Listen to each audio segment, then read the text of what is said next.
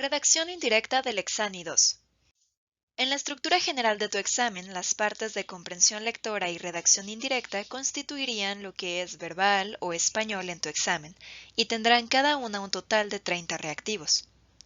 ¿Pero qué es la redacción indirecta? Bueno, básicamente esta se refiere a las habilidades que debemos poseer para redactar un texto correctamente, o para identificar cuando un texto tiene algún error. Es decir, se trata de reconocer las normas gramaticales, semánticas y ortográficas de la escritura que son adecuadas para cada contexto comunicativo. Ahora bien, el módulo de redacción indirecta se divide a su vez en dos subáreas, de estudio y de participación social, que esto nos habla de los diferentes tipos de textos que podemos encontrar y también los diferentes contextos, aunque básicamente los temas evaluados son los mismos.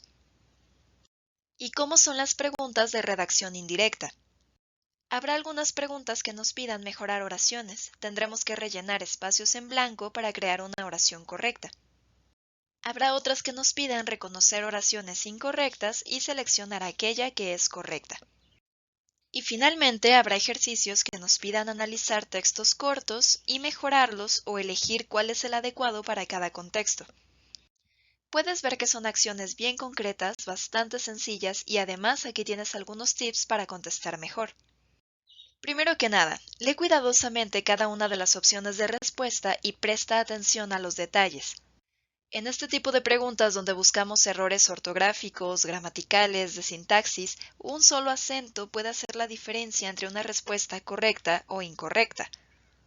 También descarta opciones que presenten los mismos errores. Por ejemplo, hay que completar esta oración utilizando algunas de estas grafías. Sabemos que la oración dice, él lleva la llave del candado. Así que tenemos que descifrar con qué grafía se escribe lleva y también llave.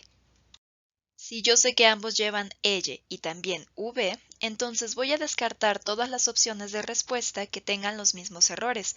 Por ejemplo, la y en la opción A y en la opción B. Aquí la respuesta correcta sería C. Y finalmente, asegúrate de que todas las partes de la opción que vayas a elegir como correcta sean correctas. No te dejes llevar por el primer vistazo y pierdas algún detalle que la vuelve una opción incorrecta. Y bueno, las habilidades que serán evaluadas en general son las siguientes. Tendrás que tener conocimiento de reglas sintácticas, por ejemplo, concordancia, puntuación, entre otras cosas, también reglas de acentuación y reglas ortográficas. El uso correcto de preposiciones, tendrás que identificar también relaciones semánticas como la sinonimia, la antonimia, etc. Tendrás también que reconocer el uso correcto de nexos, que son los que marcan la lógica textual, la conexión entre las ideas. Y también tendrás que tener dominio de la adecuación de los textos, qué textos son adecuados en diferentes contextos. Ahora aterricemos todo esto en ejercicios de práctica. Pregunta número 1. Hay que completar este enunciado utilizando las palabras que nos ofrecen las opciones de respuesta. El enunciado dice, Ana y Sophie debían recoger su cuarto. Mi papá, espacio, pidió antes de irse. Lo primero que hay que notar es que en los espacios vacíos van pronombres. En general, los pronombres son palabras que sustituyen a alguna cosa o alguna persona y al hacerlo la están refiriendo. En la clasificación de pronombres hay uno llamado pronombre de objeto indirecto, que básicamente se refiere a quién se dirige una acción. Por ejemplo, en la oración que queremos completar, el verbo principal o con el que estamos trabajando es pidió. Entonces, el pronombre de objeto indirecto nos indicaría a quién está dirigida la acción de pedir. Y puedes notar que el pronombre de objeto indirecto cambia dependiendo de a quién está dirigida la acción de pedir. Por ejemplo, si me lo pidieron a mí, entonces digo me lo pidió. Si te lo pidieron a ti, entonces decimos te lo pidió. Si se lo pidieron a él o a ella, entonces decimos se lo pidió. Si se lo pidieron a ellas, también decimos se lo pidió. Y si nos lo pidieron a nosotros, decimos nos lo pidió. En este caso estamos hablando de Ana y de Sophie, por lo tanto, el pronombre correcto sería se. El otro pronombre con el que estamos trabajando es el pronombre de objeto directo. El objeto directo básicamente responde a la pregunta ¿qué es lo que pidió? ¿Qué es lo que pidió el papá? Que recojan su cuarto. Entonces, el pronombre de objeto directo se refiere a esto. Recoger el cuarto es lo pedido. El pronombre lo es el que hace referencia a esta acción, por eso aparece en cada uno de nuestros ejemplos.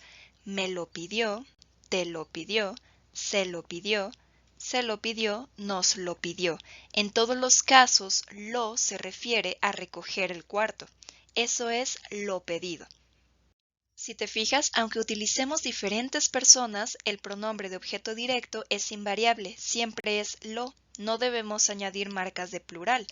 Por lo tanto, la respuesta correcta sería B. Aprender esta clase de temas es más sencillo de lo que crees. Si quieres saber más, recuerda contactarnos en wisi.academy. Ejercicio número 2. Selecciona la oración escrita correctamente. Vamos a buscar errores de ortografía, puntuación y sintaxis. Veamos. Los errores más fáciles de identificar son los de ortografía. Por ejemplo, en la opción B. Para obtener la calificación más alta, los reportes y las tareas deben ser entregados a tiempo. Aquí tenemos un error porque este debería ser un adverbio de cantidad, la calificación más alta, y por lo tanto debe llevar tilde. Descartamos la opción B. Si le echamos un ojo a la puntuación de las opciones restantes, ambas son correctas. Pero, ¿qué hay de la sintaxis? El error más común es el de concordancia. Recuerda que en una oración todas las palabras van ligadas siguiendo ciertas reglas. Hay una regla que nos dice que cuando un adjetivo está calificando a dos sustantivos diferentes, por ejemplo aquí tenemos ajo y cebolla, y vemos que cada uno pertenece a un género distinto, ajo es masculino y cebolla femenino, entonces ese adjetivo que los califica a ambos debe ser masculino y en plural. Aquí se cumple esa regla de concordancia. Y hay otra regla que nos dice que cuando en una oración tenemos un sujeto compuesto por dos infinitivos distintos, por ejemplo, estudiar y practicar, entonces el verbo con el que concuerdan debe estar en singular y no en plural. Aquí tendríamos que decir es necesario. Por lo tanto, también podemos descartar la opción C. Y para finalizar este ejercicio, ¿qué texto es el más adecuado para invitar a los alumnos al coloquio anual de la universidad? Los textos son adecuados dependiendo del contexto en que se utilizan. El contexto universitario tiene varias connotaciones, es formal, es académico, es correcto, así que estas son las características que debemos buscar en el texto. Descartamos la opción A porque vemos que tiene muchas expresiones coloquiales y relajadas que no son adecuadas para el contexto universitario. Y ese mismo problema lo encontramos en la opción C, que además de utilizar esta clase de expresiones, tiene un error ortográfico.